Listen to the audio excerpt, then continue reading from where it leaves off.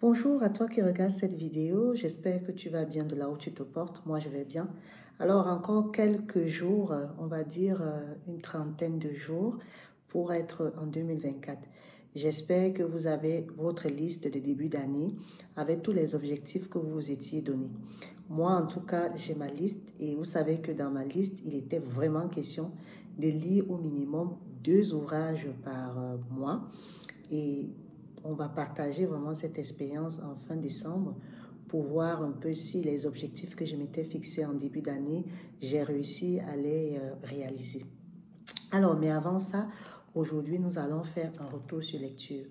On va parler aujourd'hui d'un livre plutôt très doux de Barbara Moore de la collection Nous deux passions.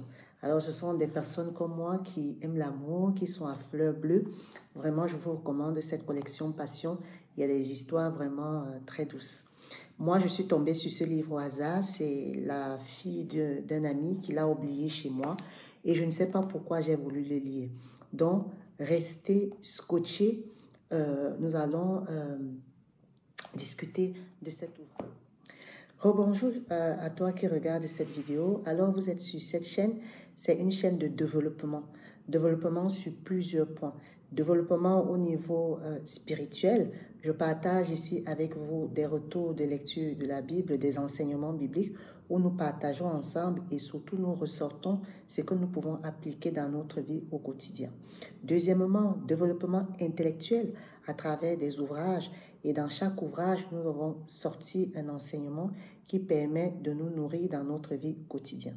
Développement personnel. Personnel, ça veut dire à travers des astuces, que ce soit de beauté, de cuisine, qui nous permettent de développer notre aspect physique.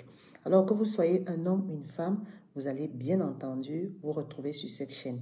Mais déjà, si vous n'êtes pas encore abonné, je vous invite à le faire. Alors, comme je le disais en introduction, nous allons faire un retour de lecture sur ce livre de Barbara Moore dont le titre est « Ici on s'aimait encore une fois ». C'est un ouvrage qui est sorti en 2015. C'est paru en 2015, comme je l'ai dit aussi en introduction, chez les éditions collection de Nous deux passions. Alors, premier point ici, le résumé du livre. Alors vraiment, c'est une histoire très passionnante. Alors, il s'agit ici d'une femme appelée Céline qui a eu à divorcer de son mari Alain. Alain et elle ont eu un fils qui s'appelait Hugo. Alors, ils habitaient à Lyon durant son mariage.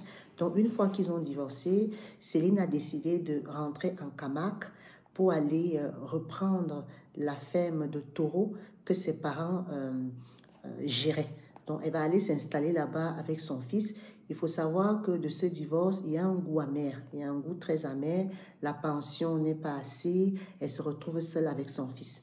Mais voilà qu'après dans ce divorce, pour vraiment, pour son fils, pour l'amour qu'elle a pour son fils, elle va accepter par la suite que son ex-mari, à savoir Alain, vienne souvent passer l'été chez elle.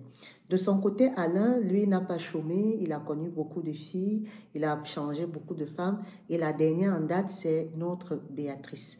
Alors, il va souvent venir là-bas avec ses conquêtes, donc Céline sera habituée à le voir avec ses conquêtes.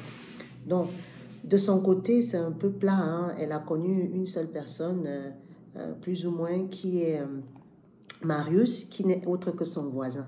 Alors, vous avez un peu déjà le triangle.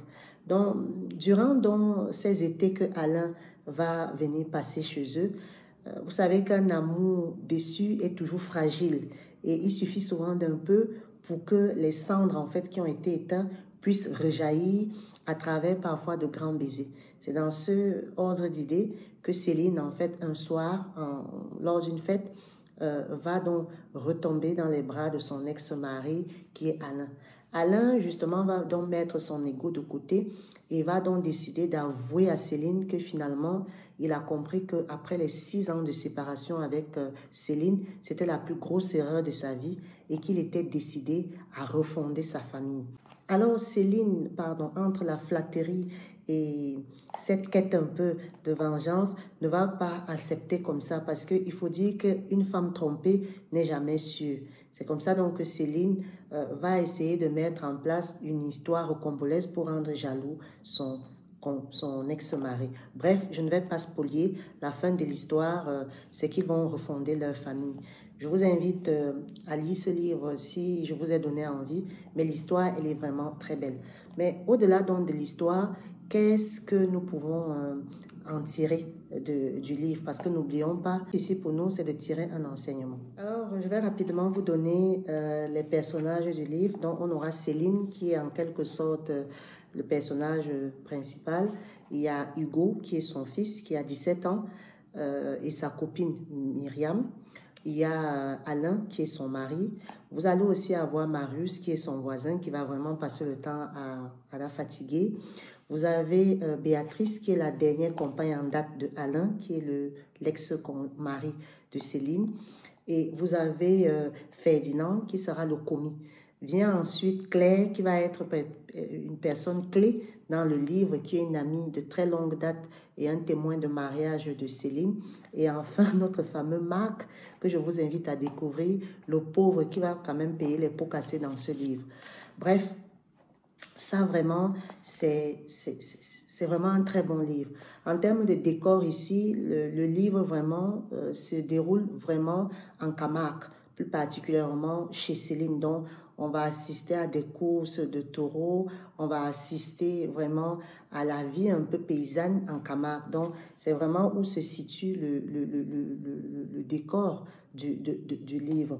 Alors, quel est le style de l'auteur ici? En termes de style, c'est vraiment un style narratif. Hein. On va de temps en temps un peu nous expliquer ce qui s'est passé dans le passé, essayer un peu de nous raconter un peu les épopées entre Céline et Alain. Bref, le style est quand même assez simple, c'est agréable, on lit tranquillement le livre. Déjà, il n'est pas volumineux, hein. Vous avez que 120 pages en fait, donc c'est facile à lire. Quel est donc le message critique que nous pouvons tirer de ce livre ici? Très important, il y a une phrase que j'ai gardée du livre, en fait, je vous la lis. La phrase, elle est très belle. Une fois séparés, il vaut mieux s'ignorer pour guérir. Mais est-ce que c'est vrai? Je ne pense pas. Parce que dans le message critique ici, c'est vraiment la patience dans le couple, c'est vraiment l'humilité dans le couple ici. On va voir ici comment Alain va mettre son ego de côté pour pouvoir reconquérir sa femme. Et on parle surtout de la conciliation des couples.